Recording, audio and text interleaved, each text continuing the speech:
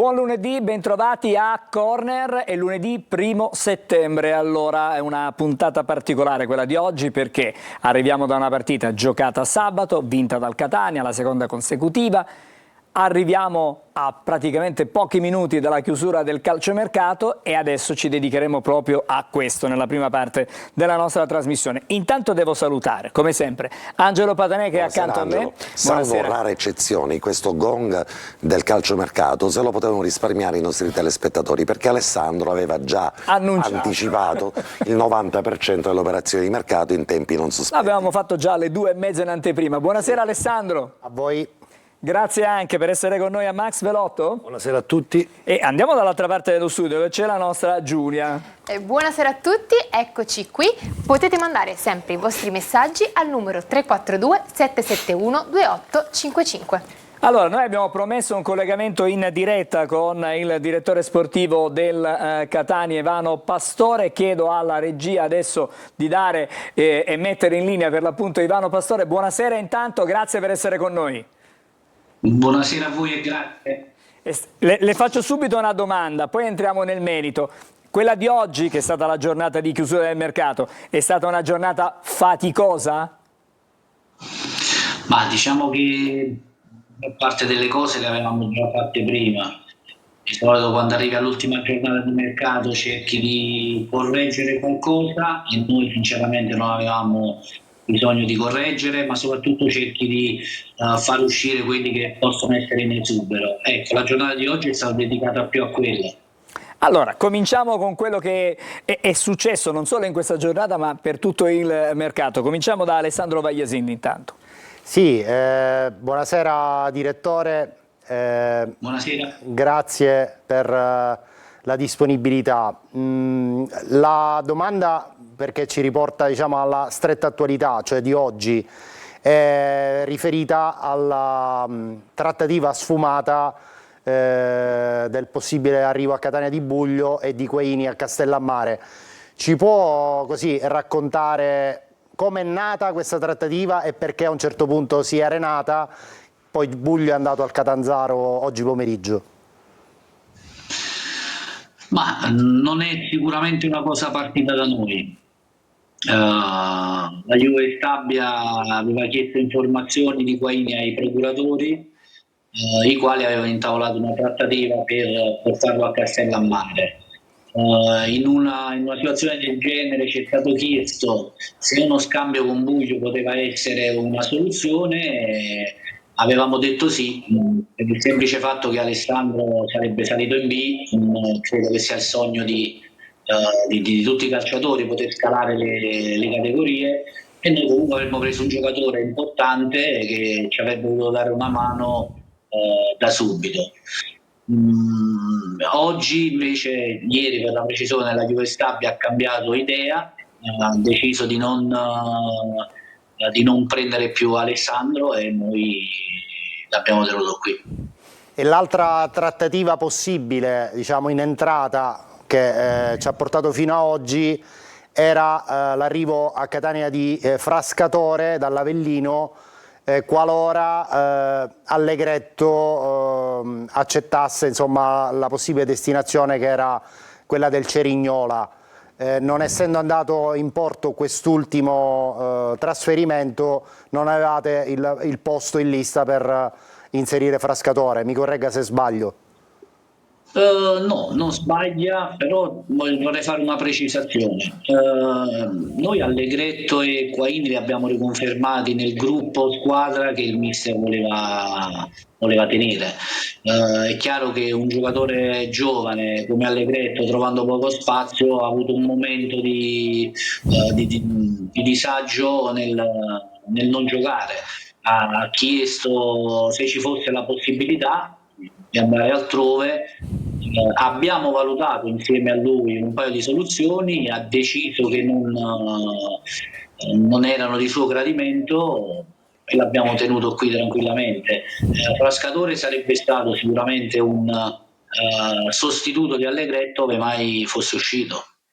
Intanto la regia può mettere a beneficio anche dei nostri telespettatori la grafica relativa al quadro definitivo degli arrivi e delle partenze, puntualizzando che si tratta di arrivi e partenze con riferimento alla rosa dell'anno scorso e la rosa che invece si è composta in questa sessione di calciomercato. Un'altra domanda che volevo farle, direttore, è riferita agli arrivi in attacco, uno che andrà a beneficio immediato di mister Toscano, cioè Sasaka Turano, e l'altro invece che è un'operazione di prospettiva che il Catania ha inteso fare acquisendo le prestazioni del 2005 Simone Leonardi, tra l'altro anche con un investimento di non poco conto, perché tra base fissa ed eventuali bonus arriviamo a quasi 900.000 euro di acquisizione del cartellino dalla Sampdoria.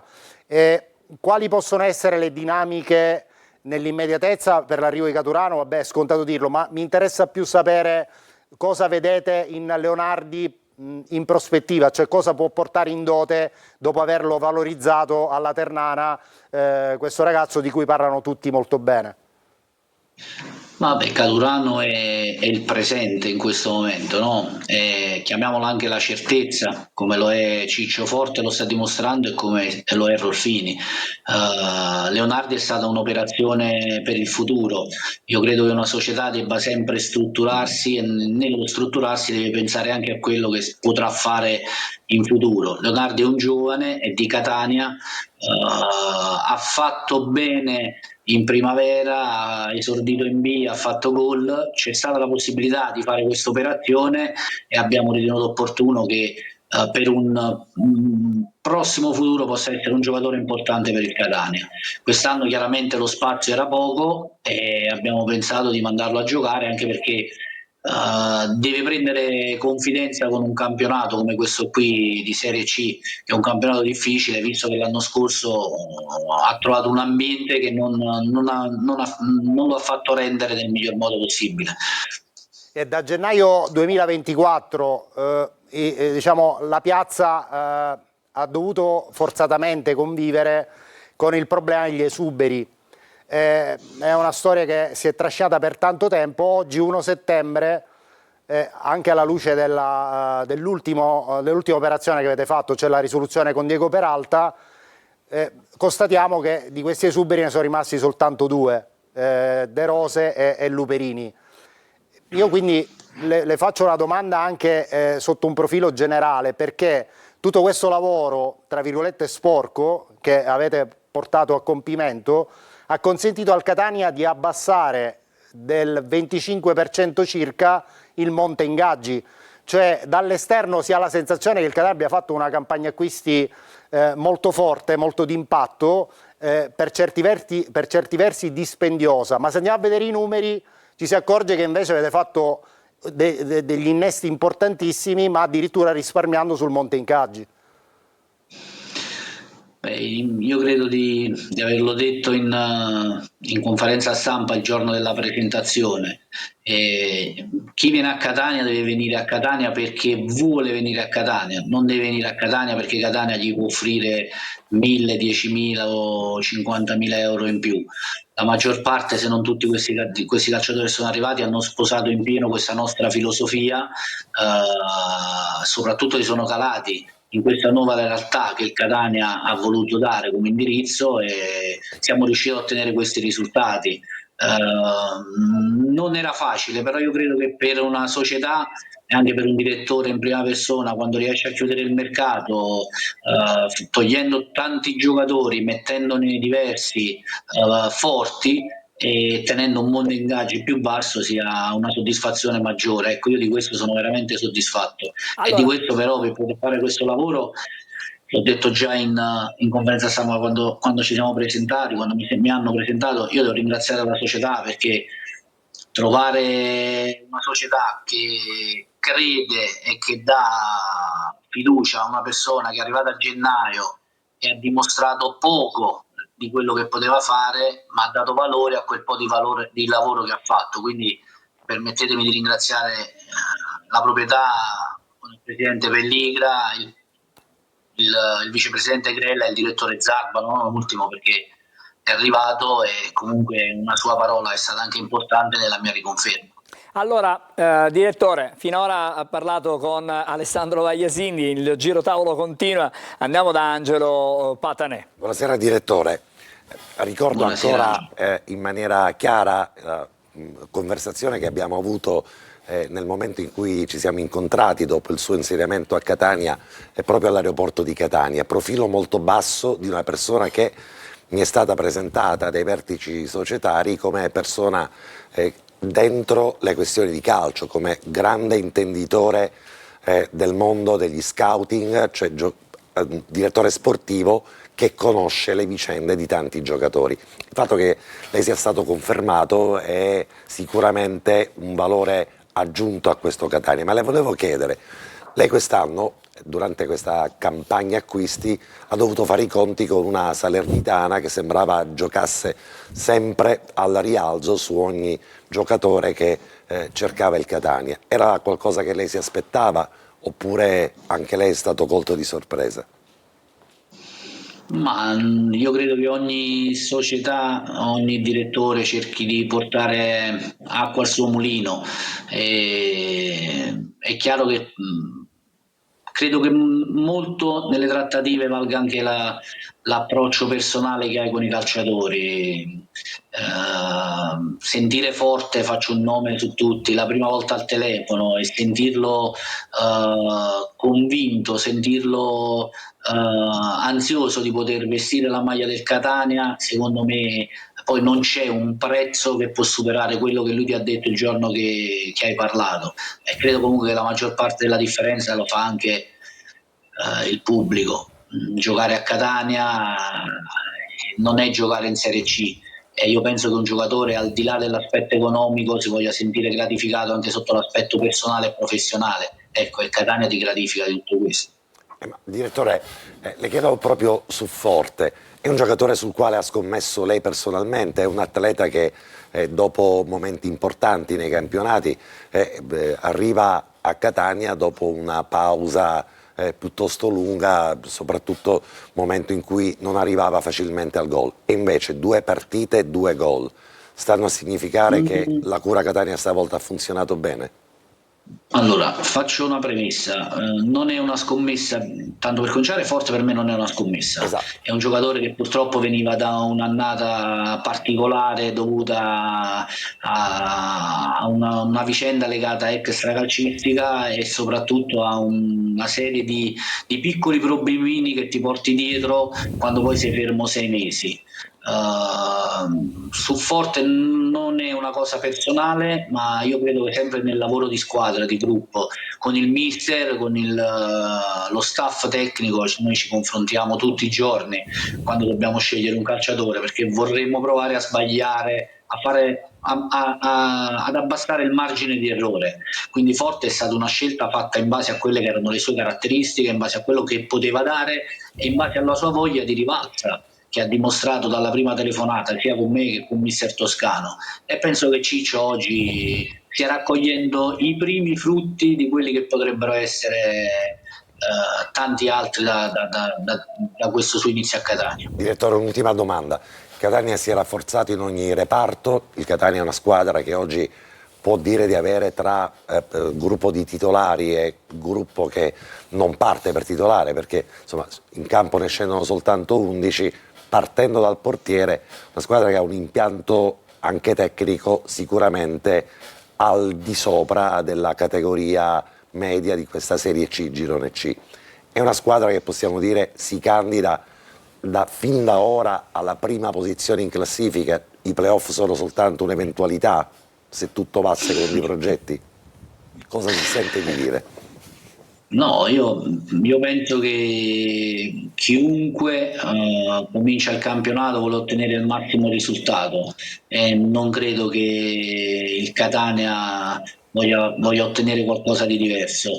Poi si sa, ci sono 1000 incognite, però l'idea è quella di poter regalare un qualcosa di importante che la gente aspetta da tempo. Lavoriamo per questo H24 e lavoreremo per questo H24 per far sì che questo sogno possa tramutarsi in realtà. Direttore, con la grafica che mostriamo anche ai nostri telespettatori possiamo evidenziare come, per quello che c'è scritto e che vediamo in grafica, le operazioni di mercato sono state qui 24 riportate, poi ovviamente ci sono delle... Ci sono le operazioni che non riguardano la rosa che il Catania aveva l'anno scorso. Stavo dicendo proprio questo, quindi diciamo che è stato, come diceva lei all'inizio di questo suo intervento, un lavoro complicato, articolato, che è andato avanti per tappe, ma alla fine, diciamo, stasera siamo al 1° settembre, mi pare di poter dire che ci può essere grande soddisfazione per come, insomma, il Catania è riuscito ad operare tra mille difficoltà, perché il mercato sappiamo che poi magari una mattina si dice che si può chiudere un affare, la stessa sera quell'affare praticamente non si è chiuso, quindi è stato un lavoro certosino, fatto di contatti, fatto di una tessitura continua, diciamo, delle operazioni. No, ma è capitato che qualcosa la sera prima era a posto e la mattina dopo l'abbiamo dovuta rimodulare, ma quello capita sempre. Io mi sono sempre dato un mio modo di lavorare, io cerco sempre di non arrivare alla fine, perché quando arrivi alla fine la fretta, la concorrenza ti porta sempre anche a commettere qualche errore, quindi sostanzialmente mi piace costruire la squadra, immaginarla prima e poi disegnarla su carta e poi cercare di portarla a termine. Adesso sembrerà un po' da presuntuoso, lasciatemelo dire, però ho ancora un foglio di carta di luglio dove avevo messo sull'ipotetica squadra dei calciatori. 7 di quelli che sono arrivati sono qui, se erano su quel foglio. E quindi, insomma, evidentemente gli obiettivi sono stati centrati a maggior... Lavorando in silenzio, sotto traccia, che credo che sia poi il metodo infallibile per gli operatori di mercato. Vorrei fare un passaggio, se mi permetti, Angelo, se mi permetti, un attimo, la curiosità ci arriva. Vorrei fare un passaggio con la nostra Giulia, perché abbiamo trascurato i nostri telespettatori che stanno scrivendo, sono tantissimi messaggi. Tante domande, tante considerazioni. Tante domande, infatti. Voto al mercato del Catania 9. Se fosse arrivato un altro centrocampista, però, avrei dato 10. Abbiamo una squadra molto forte e chissà se è la stagione giusta. Vorrei chiedere a Patanè cosa pensa del mal di pancia di Inglese alla Salernitana. Ed era quello che volevo chiedere a Pastore, partendo invece dal momento in cui ha avuto la notizia che Inglese non avrebbe proseguito la sua carriera a Catania. Se l'aspettava già da dicembre una situazione del genere, era messa in preventivo? No, da dicembre no, sinceramente. Io con Bobby mi sono sentito l'estate diverse volte. Il ragazzo, come ho sempre detto, era in vacanza, aspettava, e la sua decisione era venire a Catania. Poi quando Daniele Faggiano è andato a Salerno, chiaramente l'ho messo un po' in difficoltà. Nella vita, ma soprattutto nel calcio, la riconoscenza non esiste. E trovare un ragazzo come Bobby che crede ancora in questo valore, comunque io gli do un grande merito, anche se a Roberto avevo detto che secondo me, per quella che era la situazione, non la Trenna, ma la situazione nella quale si sarebbe andato a mettere, non sarebbe stata sicuramente una situazione ideale per quello che è il suo modo di pensare. Avevo conosciuto il ragazzo, l'avevo conosciuto bene. Poi che sia arrivato questo mal di pancia non lo so, però ho letto anche io che c'era il Brescia, il Pescara che lo volevano. Sai, quando escono delle notizie così vuol dire che qualcosa all'interno veramente c'è. Roberto poi è un ragazzo molto introverso, è uno al quale piace stare in un gruppo, ma piace vivere il suo spazio in quel gruppo, quindi molto probabilmente per uscire qualcosa del genere qualche piccolo mal di pancia l'avrò avuto, ma da professionista serio ieri ha fatto gol e ha spento tutto. Direttore, invece una domanda su Caleb Jimenez. Sappiamo che è un giocatore a scadenza di contratto, chiaramente un patrimonio del Catania, perché a Sprazzi ha fatto vedere di essere un giocatore con delle grandi potenzialità. Volevo sapere a che punto è insomma, la negoziazione di un possibile rinnovo di contratto, anche alla luce del fatto che è finita questa sessione di calciomercato, Jimenez rimane un giocatore del Catania, spegnendo le voci che lo davano in partenza. No, io ho parlato con il suo agente ieri, abbiamo fatto una chiacchiera, io ho ribadito la nostra proposta. Noi secondo me abbiamo fatto una proposta molto importante se pensiamo alla base di partenza che ha il ragazzo in questo momento. Credo anche che sia parametrata, penso ai giocatori più importanti che abbiamo, quindi sostanzialmente gli abbiamo recapitato questa proposta. Adesso sta a lui decidere se accettarla o non accettarla. Io credo che sia una proposta giusta, credo che il giocatore la meriti, però la cosa che non tollero, e non è successo sicuramente, è che magari la società debba andare sotto schiaffo in determinate situazioni. Abbiamo dato delle regole, abbiamo dato dei numeri un po' per tutti, e questi valgono anche per Caleb, che è un giocatore importante. Ma direttore, non si La rischia... sua posizione contrattuale, scadenza o no, non cambia sicuramente l'opinione che ha la società, che ha il mister del ragazzo, quindi il ragazzo continuerà a fare quello che ha sempre fatto. Ci auguriamo però che presto ci dia una risposta e che questa risposta sia positiva. È fiducioso? Non lo dico più, l'ultima volta che sto fiducioso, l'inglese è rimasto a Salerno. Vabbè. Revoco la domanda. Capiamo perfettamente. Vorrei andare di nuovo dai nostri telespettatori, abbiamo 2 minuti ancora, poi dobbiamo liberare il direttore sportivo del Catania, perché abbiamo promesso che entro le 21:10 lo liberavamo. Allora? Emanuele, volevo davvero fare i miei più sinceri complimenti al direttore Ivano Pastore, grande professionista, serio e concreto. Complimenti, il nostro più grande acquisto. Secondo me il Catania dovrebbe lavorare ad un po' di cessioni. Già con il calciomercato ci siamo, la rosa c'è e secondo me siamo pronti per la Serie B. Mi sarei aspettato almeno un altro colpo, ma sono contento lo stesso. Anzi, complimenti al nostro DS che a mio avviso ha fatto uno squadrone. Ora tutti uniti e andiamo in B. Chiedo, questa è una domanda per Vagliasindi, se è soddisfatto dei cambi di Toscana. Vabbè, ma questa magari la facciamo più avanti. Questa la facciamo più avanti. Direttore. Prima di andare da Patanè, volevo fare un passaggio da Max Velotto perché vuole salutare il direttore. Mi sembra doveroso salutare il direttore dopo aver collaborato con lui in questi 6 mesi. Ti abbraccio in maniera sincera, Ivano, e complimenti per il lavoro svolto. Dicevamo proprio prima fuori studio della persona seria, precisa e puntuale quale sei, e faccio complimenti per l'inizio del campionato e vi auguro un grosso in bocca al lupo.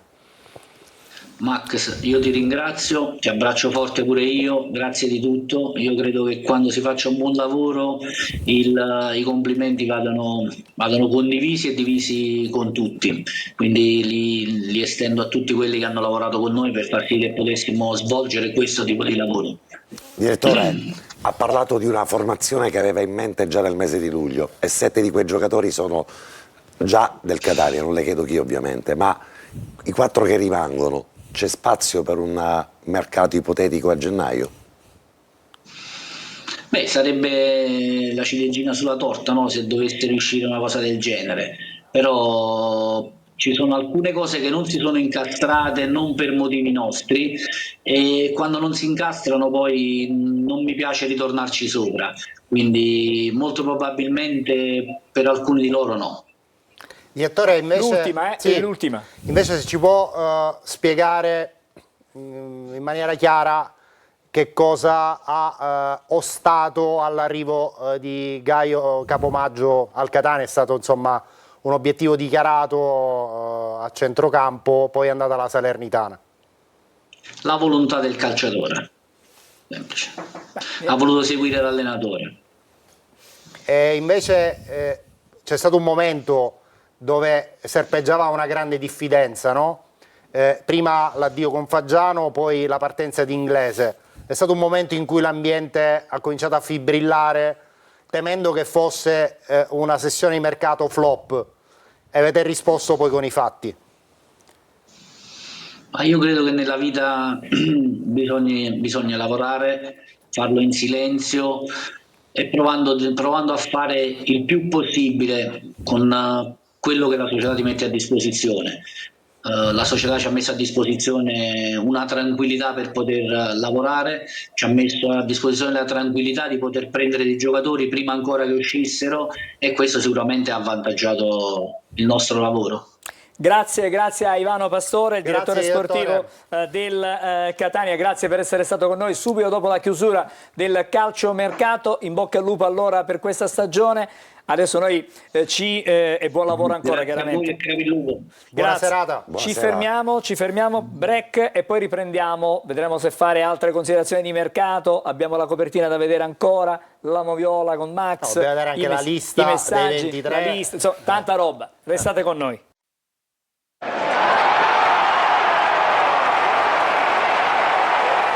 Allora, abbiamo stavolta un po' la scaletta, stasera siamo partiti con Pastore, non abbiamo ancora visto la copertina, la notizia del del calciomercato. Allora, andiamo a parlare ancora di calciomercato, da cosa ripartiamo Alessandro? Allora, sul abbiamo mercato? visto prima la grafica arrivi e partenze, Sì. la possiamo rivedere velocemente per chi magari si è messo in ascolto da poco. Abbiamo a sinistra il quadro degli arrivi, gli ultimi sono stati per ufficialità Caturano e Leonardi. Per quanto riguarda le uscite, insomma il grosso Pastore l'aveva già fatto nei giorni scorsi. Le ultime operazioni in uscita sono state quelle di Frisenna, di Chiarella, di Silvestri, e poi la risoluzione con Diego Peralta proprio Gong. Sì, sul Gong, esattamente. Andiamo a vedere che proiezione ricaviamo da questa grafica rispetto a quella che sarà la lista dei 23 che il Catania dovrà consegnare da qui a qualche ora in Lega. Vedete, in giallo sono evidenziati i nuovi e sono Pieraccini, Martic, Casasola, Corbari, Aloi, Donnarumma, D'Ausilio, Cicerelli, Forte, Rolfini e Caturano. In pratica sono 7, 8, 11 su 23, praticamente la metà della rosa della scorsa stagione è stata stravolta e rinnovata con degli innesti di peso in tutte le zone del campo, soprattutto in attacco, che era il reparto l'anno scorso più deficitario. Ricordiamoci che il Catania, tolto Inglese, aveva Montalto, poi ha avuto De Paoli, e in buona sostanza ha avuto un contributo quasi nullo dal reparto attacco l'anno scorso. Quest'anno Forte, Caturano, Rolfini più Cicerelli, che dobbiamo ritenere a tutti gli effetti un attaccante, perché comunque per caratteristiche esponenziale. E questo ragionamento, restando sulla lista 23, ci fa fare anche una panoramica sui tridenti delle altre squadre che ambiscono alla promozione. Alla luce dei movimenti di mercato di oggi, per esempio il Benevento ha aggiunto Marco Tumminello a Salvemini e a Manconi. La Salernitana a Inglese e Ferrari ha aggiunto Ferraris del Pescara. Il Crotone a Gomez e Murano ha aggiunto Perlingeri del Benevento. Quindi passa dai reparti d'attacco, secondo me, lo sviluppo di questo campionato, Max. No, sono d'accordo. Le disamine che fai, Ale, sono sempre precise e puntuali, quindi non posso fare altro che condividere i tuoi ragionamenti. I numeri e i nomi che hai fatto fanno ben intendere che proprio da quel reparto poi alla fine, diciamo, si determina poi la differenza tra una squadra e un'altra. Certo, per arrivare in porta e mettere nelle condizioni i giocatori comunque alle spalle di avere un ulteriore materiale adatto ad un lavoro che possa portare i giocatori a terminare in rete. E forse la ricchezza che ha il Catania in quella zona del campo, cioè D'Ausilio, Cicerelli, Lunetta, Jimenez, Stoppa, credo che a questi livelli nessun'altra squadra del girone C ce l'abbia. Poi passiamo e concludo, passiamo da una stagione come l'anno scorso, come ci vede un pochettino deficitaria nel reparto offensivo, ad avere una squadra dove ha in rosa i due capocannonieri del girone B e del girone C. Certo. Non solo, passa pure da una parata che ieri ci ricorda. Ce l'abbiamo, esatto. la facciamo vedere. Chiedo alla regia di prendere questa clip che è la parata praticamente di Dini, che è stata l'unica parata poi della partita. Che però ci ricorda una cosa importante. la vediamo. Sì, però poi torniamo sul mercato dopo questa clip, perché c'è l'ultima grafica. Visto che l'ha chiamata, certo, Angelo, vediamo se dalla ma ci sta tutta, perché comunque c'è chi segna, ma c'è anche chi para. Chi segna e porta tre punti. Vediamo la parata quindi di Dini, la parata. Diamo in tempo in regia perché siamo andati a prendere. Eccola qui, siamo pronti. Siamo al 93esimo, c'è questo calcio piazzato e poi la palla che scorre sui piedi di Orlando, che da sinistra calcia. C'è anche una deviazione di Casasola, se poi possiamo rivedere adesso la vediamo l'azione. stretta. Sì, potete notare Vai. come dopo il tocco di Evangelisti, che è il 13, eccolo qui, della Cavese, tira Orlando ma la tocca anche Casasola e diventa ancora più con la mano complicato. di richiamo che Diventa ancora più Dini. complicato l'intervento di Andrea Dini, che salva 2 punti, perché di questo stiamo parlando. L'atteggiamento di Dini dopo la parata fa intendere proprio, guardate come esulta, come se avesse segnato una rete, giustamente, come c'è chi segna, c'è chi evita e come...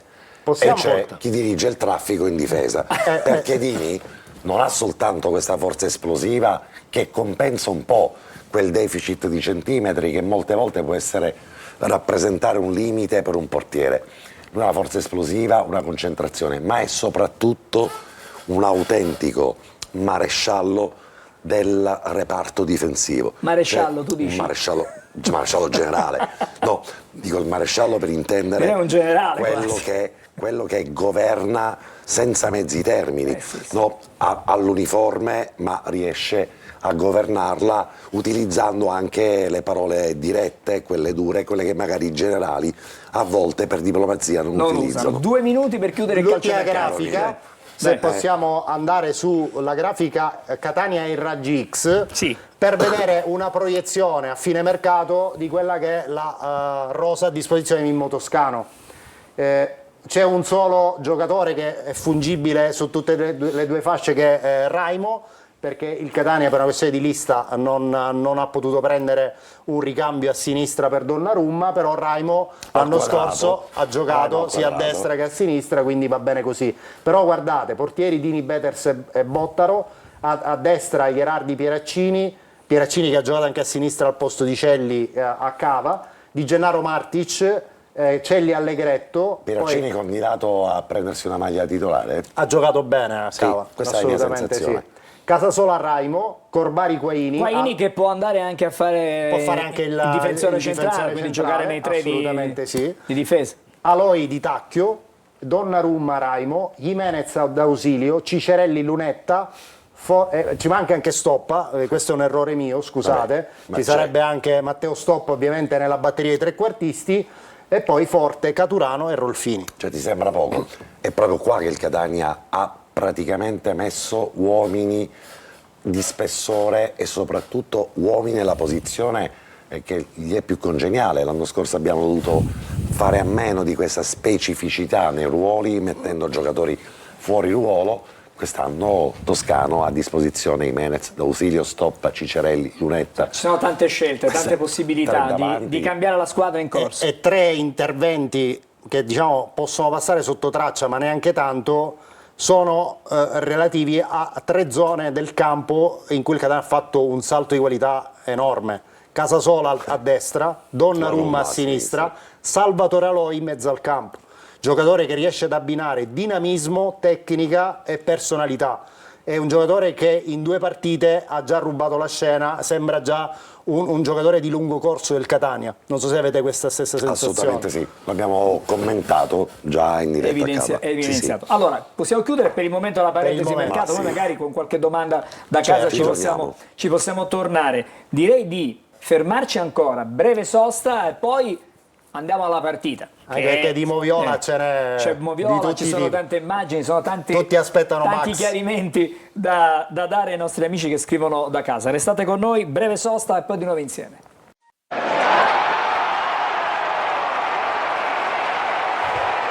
Allora, tante le domande da casa e dicevamo, e allora facciamo così.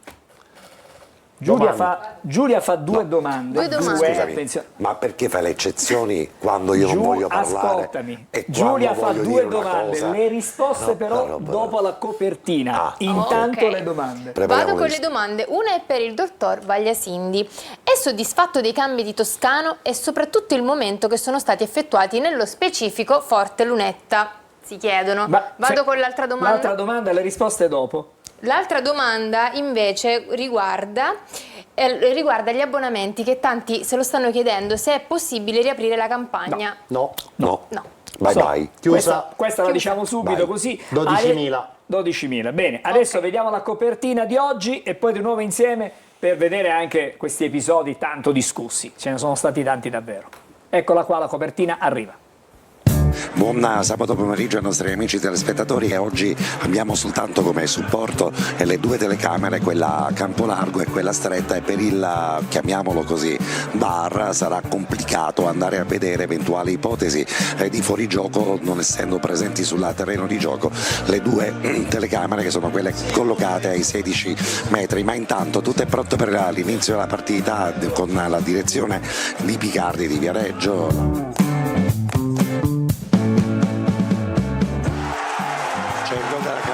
Segnafella. Sappiamo obiettivamente che tutti i gol devono essere poi successivamente revisionati, arbitro che va immediatamente a revisionare, non c'è bisogno di spendere la card perché raccontiamo ovviamente l'episodio della revisione subito dopo il gol e viene annullata la decisione del direttore di gara, viene annullato il gol di Fella. Celli va a scaricare il lungo out di sinistra per Cicerelli, pallone che spiava il gol del Catania. Abbiamo detto che Jimenez ha messo praticamente la palla in fondo al sacco, c'è la review però come al solito, è una review che viene stilata in automatico, ma l'arbitro guarda la review e dice che anche in questo caso non è gol.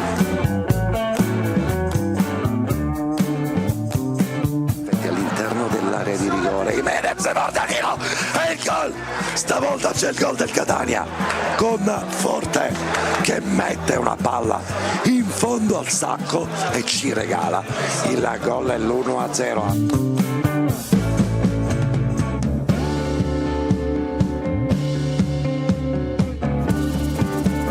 C'è un calcio di rigore che è stato assegnato alla Catania per atterramento di Cicerelli all'interno dell'area di rigore. Prima un'azione che aveva impegnato a una respinta corta Poffelli sul pallone giocato, arriva poi Cicerelli, palla a terra, prova a caricare il tiro, viene spedito a terra. La rincorsa di Cicerelli, il tiro e la parata incredibile di Poffelli.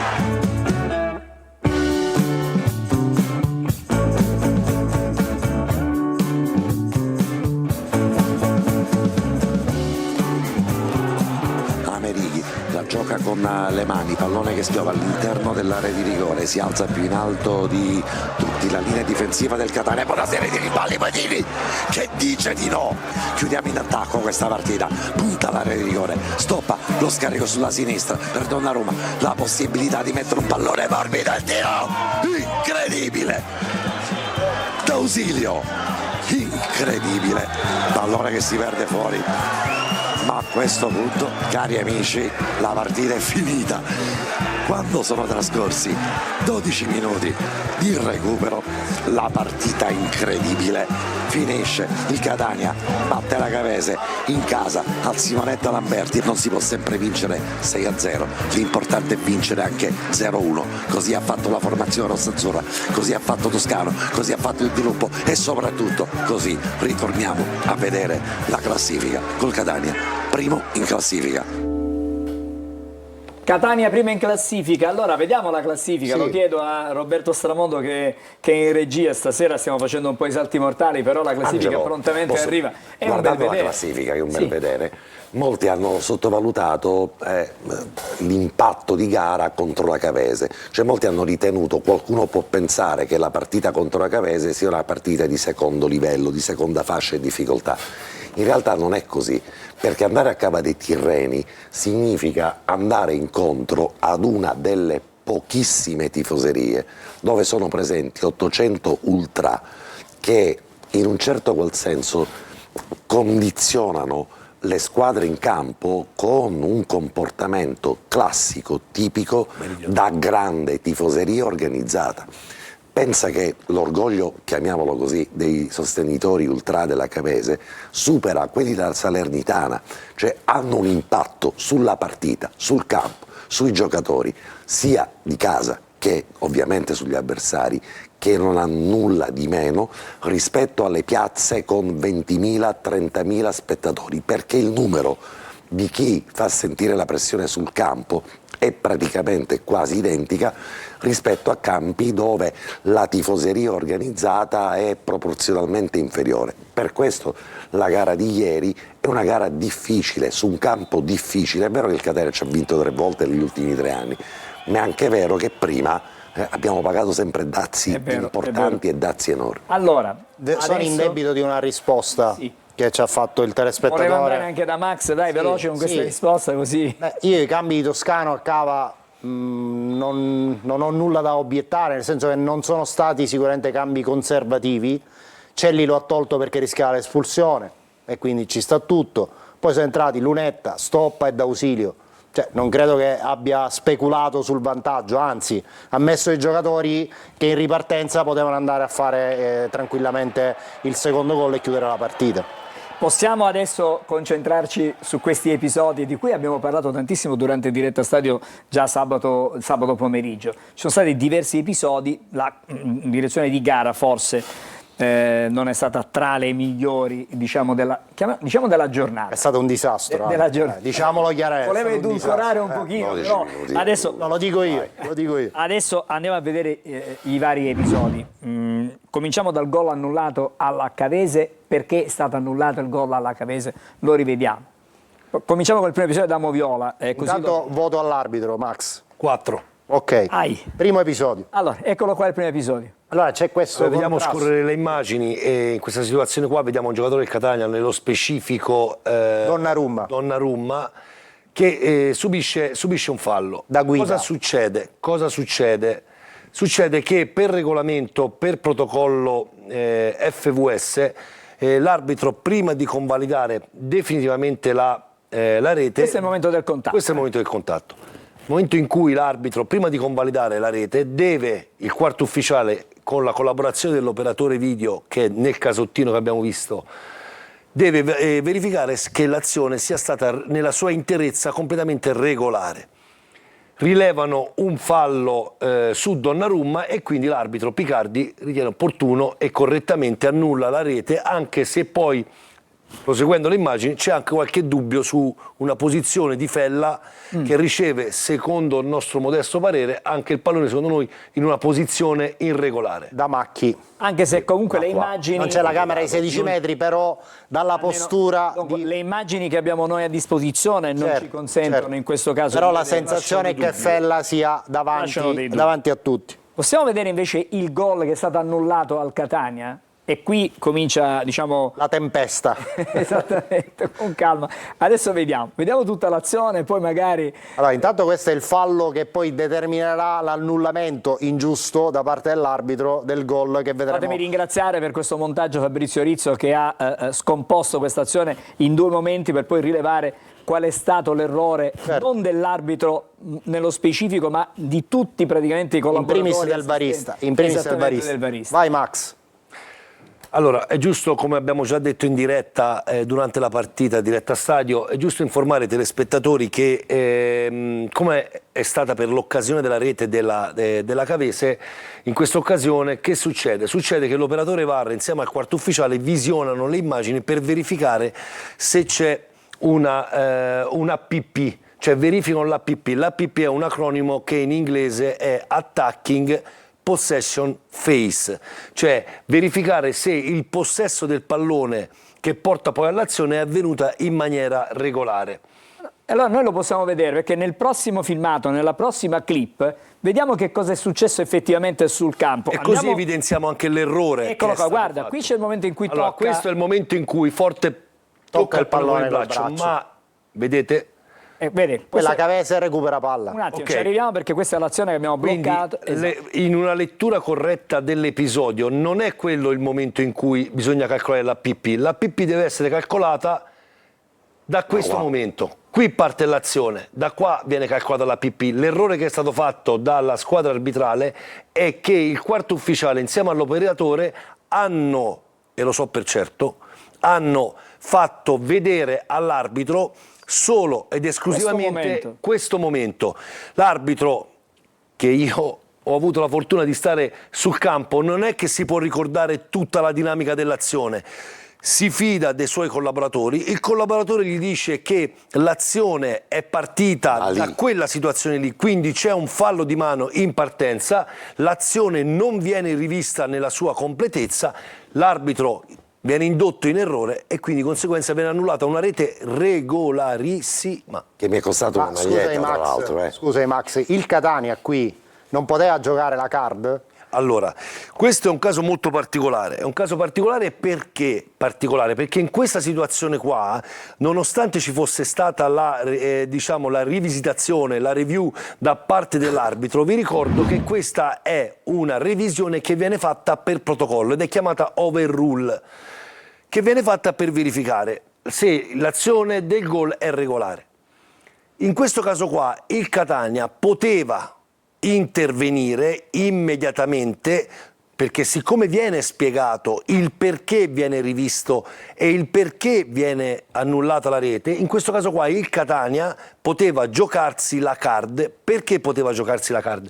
Perché stiamo parlando di un episodio oggettivo, non stiamo parlando di un'interpretazione soggettiva, dove un calcio di rigore non dato, la spinta all'arbitro la valuta in maniera soggettiva non fallo, non è che il Catania può pretendere che quella spinta diventi. Qua stiamo parlando di procedura, stiamo parlando di una cosa oggettiva dove le immagini restituiscono un'oggettività dell'evento che certifica che quel fallo di mano di Forte non c'entra nulla con l'APP, cioè con la ripresa del possesso del pallone da parte del Catania.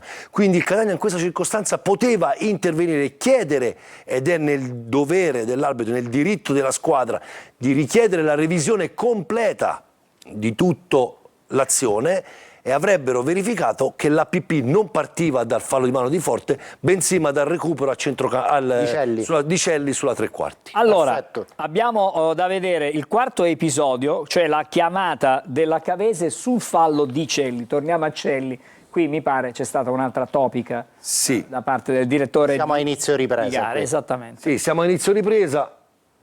Eccolo qui, lo Celli di Arrossaba. Ok, come si vede dall'immagine, guardate l'atteggiamento di Celli.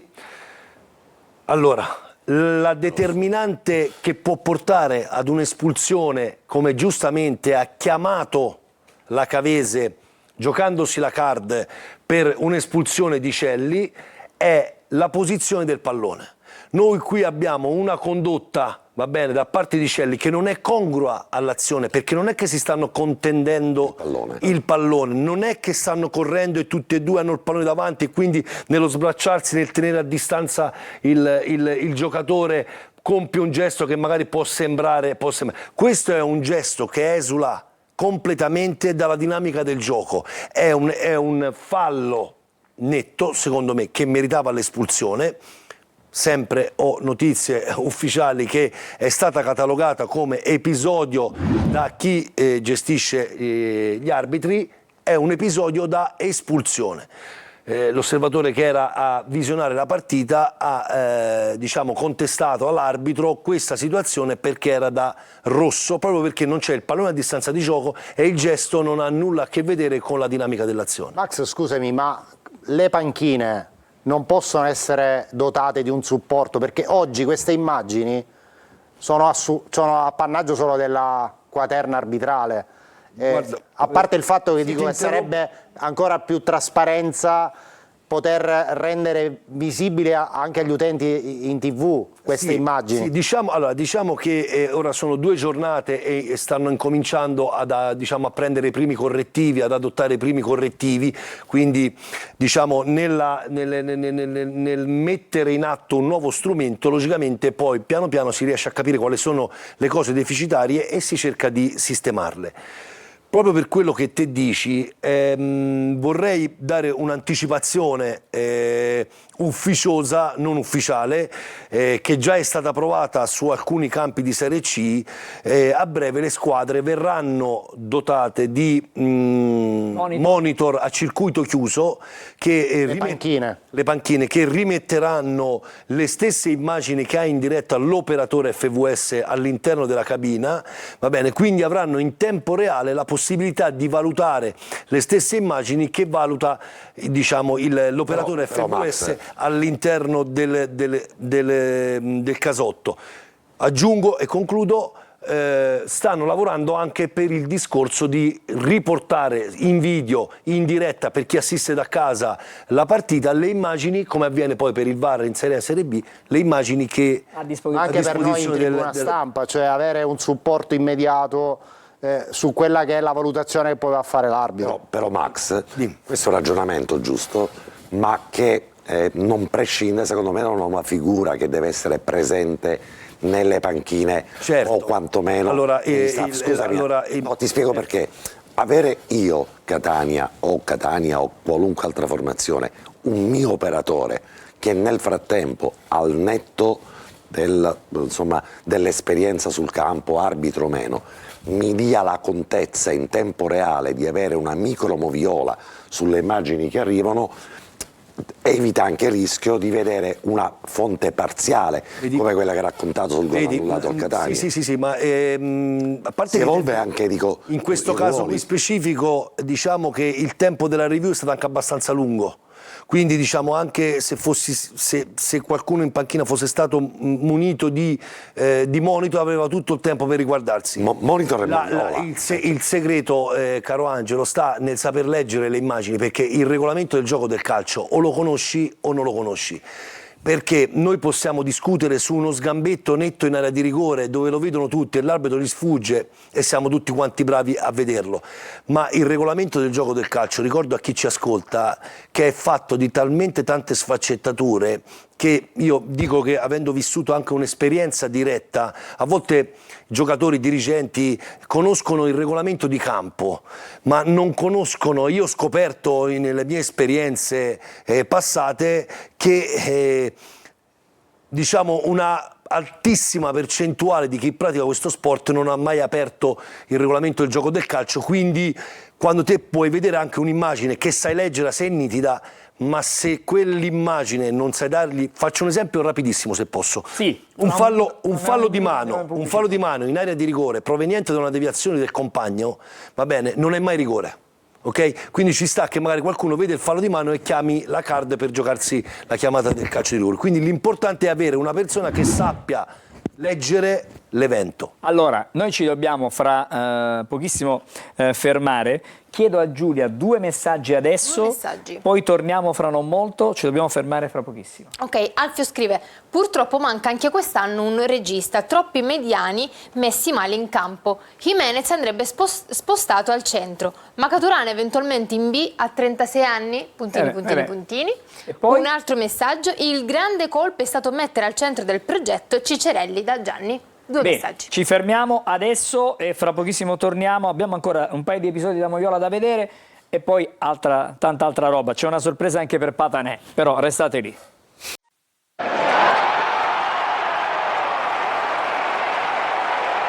Trattenere Patanè al tavolo è complicato e difficile, però l'avete ritrovato di nuovo qui. Perché Max è uno troppo forte, cioè, è una persona che ci spiega le cose. Troppo forte. Troppo fortissimo. Sentiamo di nuovo Max e andiamo a vedere la chiamata che ha fatto il Catania su suggerimento di Forte in campo. Sì. È l'episodio numero 5. Qua abbiamo tutta la massima dimostrazione di quello dell'adrenalina che prova il giocatore in campo senza rendersi conto del gesto che compie prima lui, perché lui giustamente percepisce, intuisce e vede il fallo di mano del difensore che c'è, ma allo stesso tempo in buona fede denuncia, si autodenuncia che anche lui dice: io sì, è vero, ho fatto fallo di mano, ma l'ha fatto anche lui. Nella immagine in diretta l'abbiamo visto bene, sì, è vero, io l'ho toccato, però l'ha toccato anche lui. Il fatto di dichiararsi colpevole non è di per sé una attenuante, bensì è una aggravante. Vediamo adesso invece il rigore concesso al Catania, sì. Adesso lo vediamo nella prossima clip. Chiara Suba su Cicerelli. Eccolo qui. Cioè il colpo di testa di Donnarumma, la respinta ai Boffelli e poi...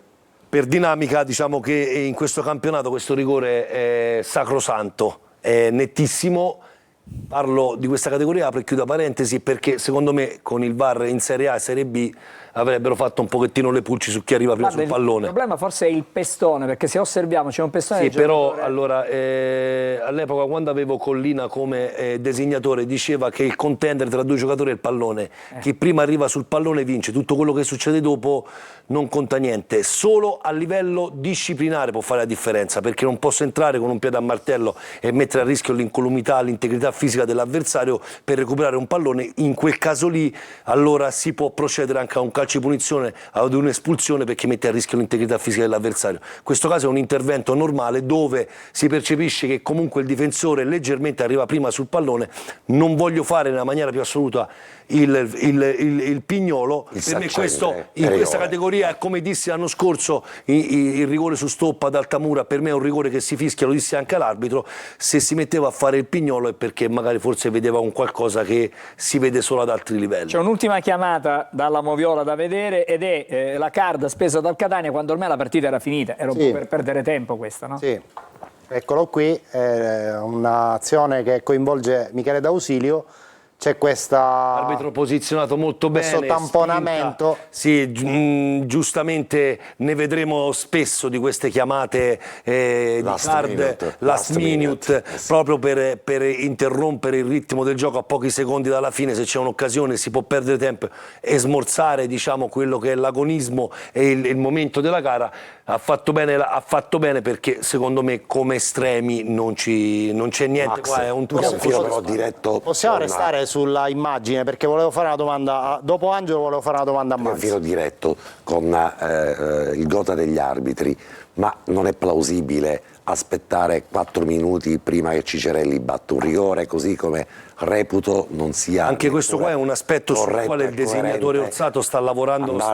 Dobbiamo 12 minuti. Dobbiamo avere la pazienza e dobbiamo comprendere anche che questi ragazzi, tra virgolette, questi arbitri della Serie C sono comunque ragazzi in formazione, sono diciamo elementi che stanno maturando, stanno crescendo, hanno grosse pressioni, è un nuovo strumento dove tutto con il tempo poi andrà a convergere con la giusta tempistica e le giuste soluzioni tecniche. 4 in pagella è stato dato anche in relazione al fischio dopo 5 minuti di recupero, poi dice no. Allora io, per quello che so io, l'arbitro aveva comunicato 5 minuti di recupero, il quarto uomo ne ha segnalati 9. Ricordo ai telespettatori che l'arbitro è quello che decide il tempo da recuperare, non è quello che si mostra. Ieri è stata fatta molta confusione nella gestione di questo frangente di gara, perché l'arbitro, so per certo, che ha comunicato in campo 5 minuti di recupero e poi ne sono stati fatti 9 e lì ha gestito male, perché in quel caso specifico là, che già è successo a Perugia 2 anni fa, è successo anche altre volte in Serie B, quando a tempi del Covid erano i team manager che comunicavano e a volte capivano male quant'era i minuti da recuperare. E vi ricordo che l'arbitro, se decide che sono 5 minuti, a prescindere che il quarto abbia segnalato 9 minuti, siccome i giocatori in campo lo sapevano che erano 5 minuti, va bene, la decisione è quella di fermare il gioco al 95esimo. Anche questo è un grandissimo vulnus rispetto alla regolarità della partita, diciamo. Certo, perché se fosse finita poi in pareggio nei 4 minuti extra, anzi 6 minuti e mezzo extra. Lì arriva in quel momento. Lì arriva al 93esimo. Esatto. Max, abbiamo prima posto l'accento sull'errore commesso sull'annullamento del gol del Catania, che nasce da una selezione errata del varista dell'immagine da far vedere all'arbitro. In questi casi, dico, il buon senso non dovrebbe impedire di designare al VAR un arbitro di Salerno, dico, non per fare dietrologia, attenzione, però per una ragione di buon senso. Io non penso che a Catania, per una delle prossime partite in casa... Siamo in un campionato professionistico, qual è la Serie C, va bene, ma esiste un problema che un po', diciamo, coinvolge tutti i settori e tutte le cose, che è il problema economico. Allora l'AIA, la federazione e quant'altro, essendo un ruolo che usare il termine marginale sembra estremo, però allo stesso tempo è un ruolo importante, ok? Però dovremo assistere a designazioni di operatori della stessa regione, limitrofi, proprio per compensare anche purtroppo delle spese. E ieri sera... Quindi mi devo aspettare che al VAR a Catania arrivi un arbitro sono assistenti, non sono arbitri. Vabbè, assistente, il quarto uomo è un arbitro, l'operatore è un assistente di Serie C. Quindi può darsi che possa venire anche un assistente, non ricordo, di Messina oppure uno di Palermo. E il che non sarebbe, voglio dire, cosa buona e giusta. Bene, chiarissimo. Abbiamo finito con gli episodi, Sì, volevo con la fare Moviola, soltanto... abbiamo selezionato la clip del gol del Catania, quello che ha dato la vittoria. Allora vediamolo anche il gol che c'è il gol del Catania, il gol di Forte, dovremmo averla in regia, se non c'è non ci sono problemi, però l'importante è che Forte l'abbia fatto. Ecco, la stiamo anche vedendo. L'importante è che Forte l'abbia fatto, perché qua... Allora, innanzitutto c'è una trama che porta Donnarumma a percorrere 20 metri di campo, poi bravo Donnarumma a rientrare e mettere questo pallone in mezzo. Jimenez coraggioso nel difendere il pallone dalla contesa di due difensori, probabilmente sarebbe stato calcio di rigore se Forte non avesse fatto gol, Max. E se poi l'arbitro non lo fischia, che facciamo? Chiamiamo la card? Chiamiamo la card? E ci voleva la card a quel punto, certo. E quante card servivano? Perché... No, vabbè, ancora ne avevo una. C'è da aspettarsi che a questo livello qua l'arbitro ti guarda l'immagine e ti dice l'azione è conclusa, non c'è più vantaggio, il giocatore ha tirato e quindi quel fallo non ha inciso sull'azione e quindi rigore non te lo do. Però azione è questa che abbiamo visto, che denota, ma è solo, diciamo, un'immagine in un contesto di 10-15 minuti in cui il Catania aveva preso il controllo della partita, perché ovviamente la Cavese quella pressione non la poteva fare per più di un tempo. Il Catania aveva l'artiglieria pesante in panchina. È chiaro che poi nell'80% delle partite dove giochi Davide contro Golia, Davide a un certo punto è stremato, Golia guarda la panchina e mette dentro l'artiglieria e vince la partita. O no, Angelo? Così è andata, Alessandro, anche se devo dire che la Cavese, che è squadra che si candida ad avere una salvezza tranquilla, così come è avvenuto l'anno scorso, è una formazione che, al netto di quello che può capitare come impressioni nel calcio d'agosto, io reputo che darà filo alla dolce a tante squadre. Una squadra fatta da ragazzi selezionati bene, un allenatore che li fa giocare bene, squadra molto motivata, ambiente molto motivante per questi ragazzi. Devo essere sincero, avere uno o due attaccanti importanti può far cambiare le sorti di questa squadra. Tra l'altro avevano cambiato allenatore quando Maiuri era veramente il totem della Cavese, allenatore di grandissima personalità che è andato a Cerignola. Hanno perso Pezzella, che era l'uomo d'ordine a centrocampo, giocatore bravissimo sui calci piazzati.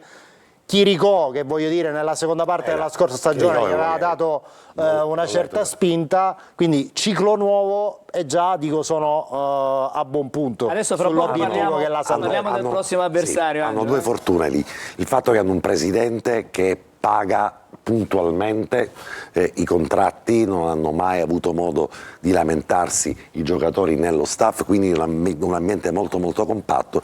Altra circostanza è il fatto che è una Cavese che si autofinanzia col minutaggio dei giovani e quindi deve cercare i profili migliori. Ma una strategia non solo di marketing ma anche di gestione societaria. Ti assicuro che se questa squadra non sgonfia e anzi migliora nel proseguo di campionato, guarda che lì ci andranno a vincere poche squadre. Allora, vado di nuovo da Giulia.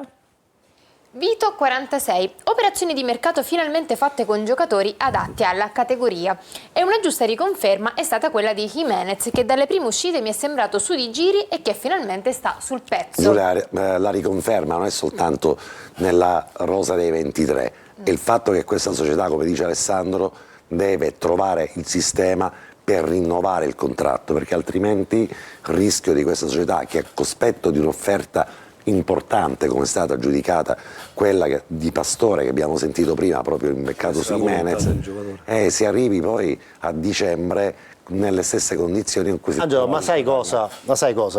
Sì, la tua considerazione è ineccepibile, però guardiamola dall'altro lato. Sì. Io sono interessato a Patanè, ok? Sì. Tu vieni a Catania, il tuo procuratore, quando io gli propongo 3 anni di contratto, dice no, facciamolo per 2, perché già sa che alla stagione successiva se lo porta a scadenza.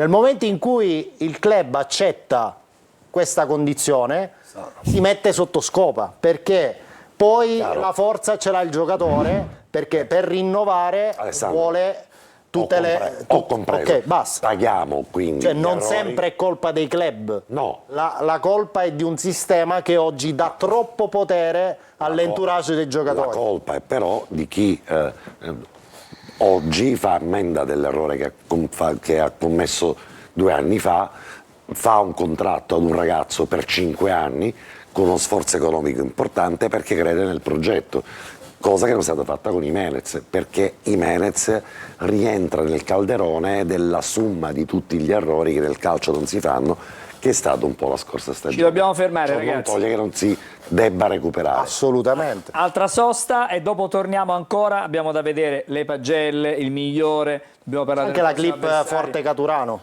E non solo quella, ci sono tante altre cose, vediamo un attimo speriamo di arrivare a fare tutto perché il tempo stasera è davvero... Dobbiamo parlare del Monopoli. Ci fermiamo.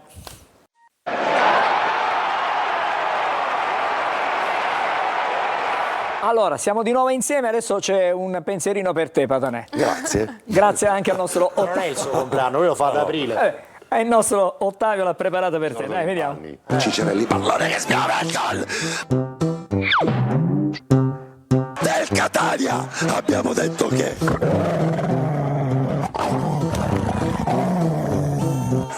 Jimenez ha messo praticamente la palla in fondo al sacco.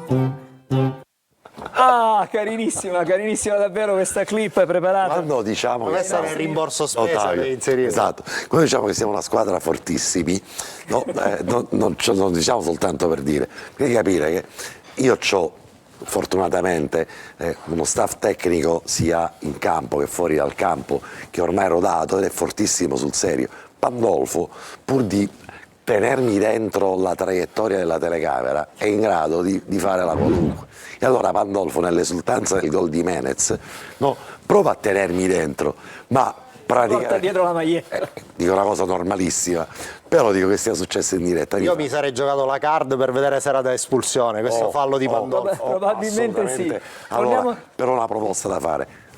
Chiedo a Jimenez la sua maglia al posto della mia. Vabbè. Io l'ho conservata. Vediamo cosa possiamo fare. Se la mia maglia è valso il gol di Jimenez annullato, al prossimo gol lui mi dà la sua. La maglietta la devi mettere da parte e poi un giorno la metterai. Esatto, e gliela do a Jimenez. Un quadro con lo strappo. Andrà nel museo del Catania. Bravo. Un paio di messaggi ancora e dopo le pagelle e il migliore. Prima il migliore, poi le pagelle. Abbiamo un nostro telespettatore che fa una considerazione per Max.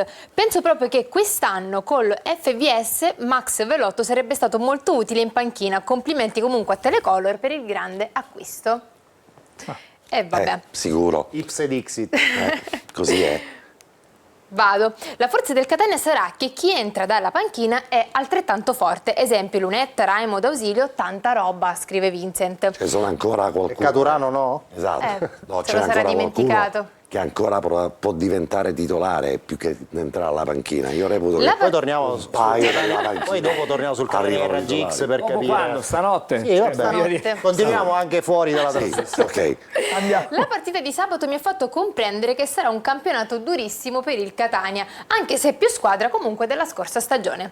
Il reparto più debole è la difesa, non per qualità, ma perché spesso colpevoli di assurdi svarioni. Speriamo quest'anno siano più concreti. Ma quali sarebbero questi assurdi svarioni? Magari circostanziali, perché io onestamente non ne ho visti. Ce n'è Forse, stato uno Foggia, col Foggia settimana scorsa. forse, Vabbè, Sul è 5-0, isolato. Cioè, forse si ricollega al fatto che la difesa è quella dell'anno scorso era scarsa? che ha commesso qualche... Ti ho detto che a volte... L'ultimo c'è messaggio è poi... il tafazzismo catanese. Catanese. Questo è il messaggio dal tafazzismo catanese. Allora, sentiamo. Un gol fatto, uno annullato ingiustamente, un rigore sbagliato, una traversa, eppure sembra quasi che abbiamo rubato qualcosa, scrive Timpano 64. Mi fermo qui. Gioco... Ci fermiamo qui, adesso prepariamo il migliore e le pagelle. Volevi dire qualcosa tu? No, dico, la partita di Avantieri racconta che il Catania non ha rubato nulla. Perché Ha il torto di non aver fatto esatto, il rigore, non semmai- aver segnato il rigore di allora, Cicerelli. perché Ma là No, finisce 4-0. forse è stato Ha cercato la precisione piuttosto che la forza. Il gol di Menez, se è un gol regolare. Se vanno negli spogliatoi sull'1-0 il secondo tempo di là. Esatto, si smontano, esatto, certo. finisce lì. Allora, siamo pronti con... e così chiudiamo, diciamo, la parentesi dedicata alla partita di sabato. E siamo pronti a scoprire il nostro migliore del match. Adesso la regia lo manda, ok, già lo vediamo, è Francesco Forte con voto 7,5. 2 partite, 2 centri è la miglior risposta agli improvvisati direttori sportivi della domenica, che senza mezzi termini ne avevano bocciato l'acquisto, come quello di Inglese la scorsa estate. Il gol vittoria è frutto di opportunismo e qualità tecniche. Della battuta di sinistro con cui fulmina il portiere colpisce soprattutto la rapidità di esecuzione. Della concorrenza interna con Sasà beneficerà tutta la squadra. Allora, questo era il migliore. Adesso vediamo il campetto. Adesso vediamo il campetto. Nel 7,5 di Alessandro, che praticamente lancia le frecce come Cupido nei confronti ovviamente di Forte, che è il migliore, ce ne sono contenute tante altre. Però devo dirti, Alessandro, che ancora questo è un ragazzo che deve ancora ha potenzialità di crescita, perché fondamentalmente è un atleta che deve ancora trovare la migliore condizione. Fisica, poi è il classico giocatore che per struttura fisica comunque ha bisogno Siamo al 30 agosto. del minutaggio per trovare A Cava eravamo al 30 agosto. Esatto, Cioè, e stavo proprio per così confermare la sensazione che ho avuto sul campo, che è un ragazzo che troveremo probabilmente al meglio la sua condizione alla fine di settembre. Se tutto, sì, almeno un mese e mezzo. però tanti vaticini quando è stato preso Forte al posto di Inglese, ma dove dobbiamo andare? Squadra flop, acquisto insensato, Alessandro. bla bla bla bla bla. 2 gol, 2 partite. Ok, adesso Vediamo le possiamo pagelle. vedere le pagelle del campetto. Eccole qui. Allenatore toscano 6,5. 7 Dini, 6,5 per Ierardi e Di Gennaro. 6 Celli, 6,5 Pieraccini che prende il suo posto. 6,5 anche per Casasola. 6 Corbari, 6,5 Aloi, 7 Donnarumma, 6,5 Jimenez. D'Ausilio 6,5 che poi lo sostituisce. 6 Cicerelli, 6 anche per Stoppa. 7,5 Forte e 6 per Lunetta che prende il suo posto. 7 Dini, manca il mezzo punto, bravo. che secondo Sono me d'accordo con te. fa il paio con Forte. Celli 6, in una partita dove si vince, forse non è giusto dare l'insufficienza a nessuno, Però ma merita 5. No, merita 5. Meritava anche il cartellino rosso. Perché a un direi. certo punto Rischiamo di lasciare in 10 la esatto. squadra. Però l'azione del gol annullato nasce da quella bella Ok, percussione di diciamo, Celli. ho Cioè, detto, io bilanciato. mi rivedo Hai mentalmente la compensato un partita. po' di cose, sì. Jimenez, quel 6,5 è frutto del gol annullato, perché altrimenti era 7,5. Anche la lettura sul gol di Forte, quello valido, l'attacco della profondità, perciò- è il tacco. Altrimenti sarebbe stato 7,5, prendeva il posto di Forte. Se Jimenez avessero convalidato il gol, che è regolare, è unito poi all'occasione della realizzazione di Forte. Casasola dovrà fare così, pensare. Ormai lo marcano Dovrà con pensare le ad un trappole, campionato dove andranno sempre a marcarlo in raddoppio di marcatura. ma anche Donnarumma- triplicare. Esatto. Donnarumma sembra imprendibile, non gioca col destro e col sinistro, e poi tutto il resto assolutamente Aloi. giusto. Aloi è un giocatore. Marchitrave. Appena ritorna di tacchio, io non so che cosa succede lì in mezzo al campo. Vero è, forse è la parte del terreno di gioco dove il Catania deve avere maggiori conferme, però ricordiamo che l'anno scorso giocavamo con Di Tacchio e non avevamo Aloi, e allora abbiamo Guaini, c'è tutta una situazione dove lì in mezzo al campo, sì, forse manca il regista nell'idea di quel giocatore che mette la palla testa alta e la serve ai compagni, però è anche vero che là davanti c'è una batteria di trequartisti E che ancora fanno- manca Sasà, ancora manca Sasà, e qui manca Allora, Caturano. l'ultima sosta, Patanè, l'ultimo break per questa sera e poi torniamo per vedere chiaramente il Monopoli, che è il prossimo avversario, poi torniamo facciamo una piccola appendice sulla grafica ai sul raggi mercato. X per capire. Ma posso chiedere Sì. poi di ritornare anche su questa per capire Toscano come giocherà tra una settimana. Non lo so se abbiamo il tempo di fare Ma anche tutte queste quella cose. Airagix funziona anche per come, vedere... come fai a sostituire Forte? E come bilanci la circostanza che Caturano... Per me non tocca ovviamente, niente però. Esatto, è impaziente di entrare in campo, ma Caturano mica è uno indietro di preparazione, Caturano pronti e via. Per me per Settimana ora non scorsa, tocca niente, ma poi ne 5 parliamo. Ne parliamo minuti ha dopo, fatto un gol. facciamo un break pubblicitario, a dopo.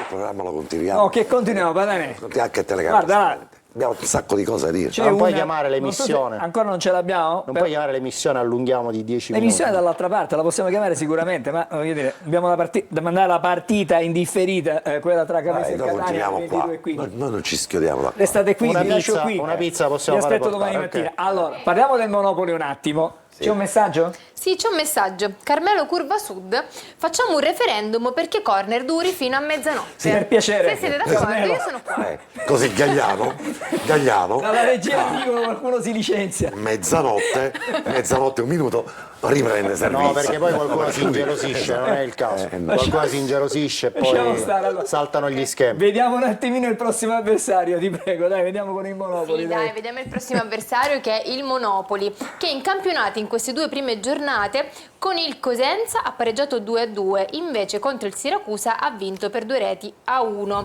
L'ultima formazione schierata dall'allenatore Colombo è il modulo 3-5-2 con Piana, Viteritti, Miceli, Piccinini, Scipioni, Falzerano, Valenti, Battocchio, Imputato, Fall e Tirelli. Imputato lo marca Patanè, da buon Esatto, penalista. Esatto. Imputato. Spalle, lo marchi tu, no, lo marchi di spalle. Tutte e due a una certa ora diventate pericolosi. Fallo da Tergo. Ragazzi, allora cosa possiamo dire del Beh, il Monopoli l'anno scorso è chiuso terzo alla fine della stagione regolare, ha mantenuto l'allenatore Colombo, ma ha molte novità nell'11 di partenza. L'ultimo in ordine alla serie che è andato via è Bruschi, che è passato al Potenza per sostituire in qualche modo Caturano, però ha preso giocatori insomma, di rendimento come appunto l'attaccante Fall, che ieri ha realizzato anche un gol a Siracusa, era a Trapani, un giocatore di grande struttura ma di progressione importante, quindi penso che Colombo preparerà una partita di attesa e ripartenze, e il Catania dovrà avere l'intelligenza per far girare secondo me il pallone sfruttando la sua qualità e aspettare il momento giusto. Superiorità numerica a centrocampo, perché si prova con centrocampo a 5, e poi c'è un giocatore che a me piace, Viteritti, il tuo che è uno dei miei idoli, da uno dei miei sempre, idoli da sempre, è uno che mi fa perché impazzire sempre. il Catania, scusate, vi faccio questa digressione, secondo me a Cava nella prima mezz'ora aveva troppa fretta di arrivare a Forte, cioè andava in verticale con troppa immediatezza, quando invece secondo me era più opportuno fare un giro palla ancora più ragionato e creare le situazioni per indurre all'errore i difensori della Cavese. Sostanzialmente però si giocava con una formazione a specchio rispetto a quella del Catania. Qui ci troviamo in una situazione un po' diversa. Toscano dovrà trovare le contromisure, perché dovrà arginare questa superiorità numerica in mezzo al campo. Reputo che sarà un 3-5-2 o forse un 3-5-1-1, perché proverà a mantenere di più la linea difensiva attenta, forse farà scalare qualcuno, tra l'altro dei due esterni diventerà il quarto invece di difesa, perché è normale che il Catania con quei due esterni sulle fasce probabilmente mettersi in campo con un 3-5-2 potrebbe essere un elemento rischioso a Catania.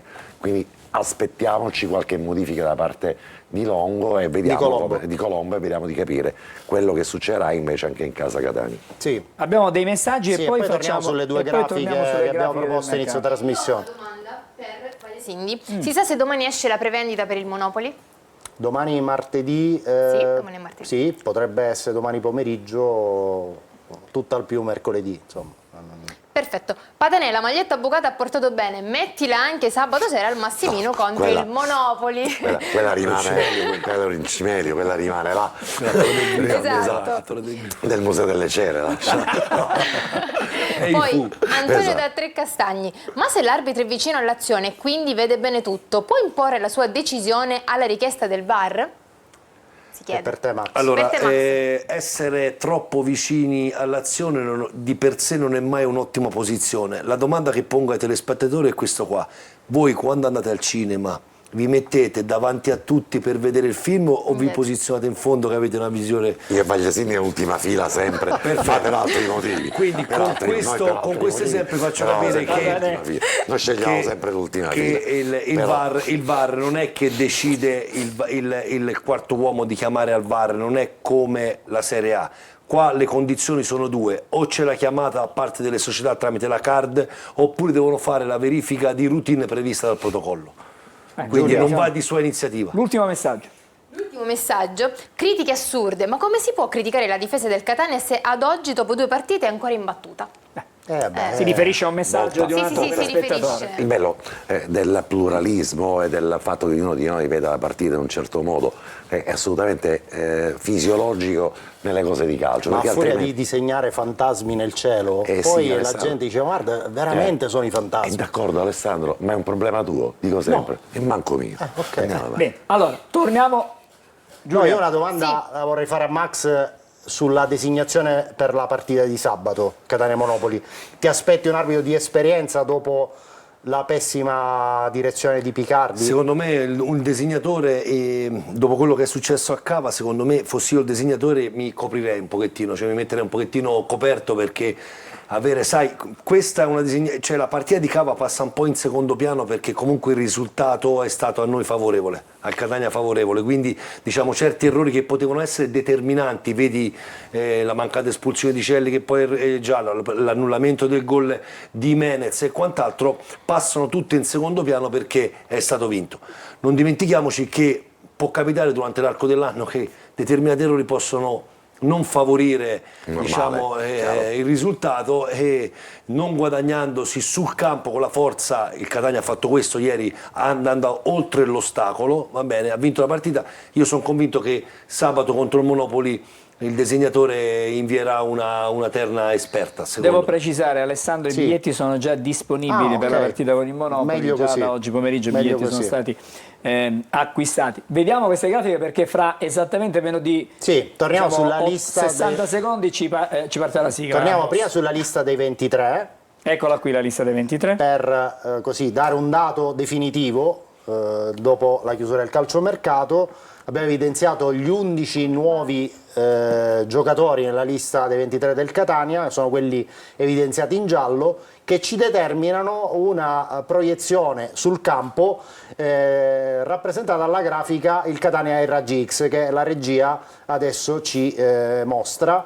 Dai il tempo alla regia chiaramente Questi, di ricaricare. da qui alla fine di dicembre saranno gli unici convocabili del C'è la Catania. possibilità di Soltanto reinserire esatto, un giocatore in caso di necessità. Esatto, Vediamo se esatto. Adesso vediamo il Catania ai raggi X, eccolo qui, Eccolo qui. te lo facciamo vedere. manca Stoppa per un mio errore di manca distrazione, Stoppa, Stoppa. che andrebbe collocato nella batteria dei trequartisti insieme a Jimenez, D'Ausilio, Cicerelli e Lunetta.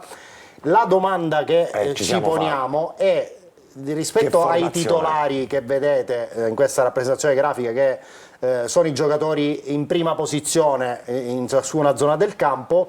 Secondo voi chi potrebbe invertire queste proiezioni nell'arco del campionato? Non domenica. No, in generale, generale. a breve, secondo me D'Ausilio potrebbe essere il competitor per togliere il posto a Jimenez, o meglio la titolarità del ruolo a Jimenez.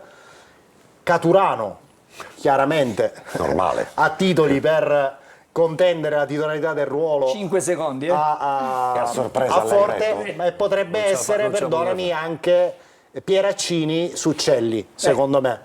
allora, e Di Tacchio per Corbari. queste sono le idee di Alessandro Vagliasindi, non so se combaciano con quelle Mi è di... piaciuto Pieraccini, ragazzo forte. Diciamo che c'è forte. giovane, ha capacità, testa e soprattutto è uno che Toscano conosce benissimo. Ci fermiamo qui, non so se c'è un ultimo messaggio. Io volevo concludere con questo messaggio di generosità da parte di un nostro telespettatore, Fabio e Family Curva Nord, che scrivono che se il Catania va in Serie B te la comprano loro 200 euro di maglietta Padania, quindi non Benissimo, ti preoccupare. siamo a posto, ce l'abbiamo fatta. Grazie allora Giulia Grazie per a essere voi. stata con noi. Grazie a tutti voi. a Max Velotto. Grazie a voi. Grazie ad Alessandro Vagliasini. Grazie a voi. Angelo Buona Fazzanelli. serata. Grazie a Fra tutti. poco c'è la differita integrale con il commento di Marco Carli e di Carlo Breve di Cavese Catania. Noi ci ritroviamo sabato pomeriggio sabato. per Venerdì- la partita. venerdì c'è Marco. preview. Torniamo lunedì con Corner. Padanè, resti qui? Tutto Noi assolutamente restiamo sì. qui, per me Margherita più bufala. Benissimo, Va bene. d'accordo. Buonanotte.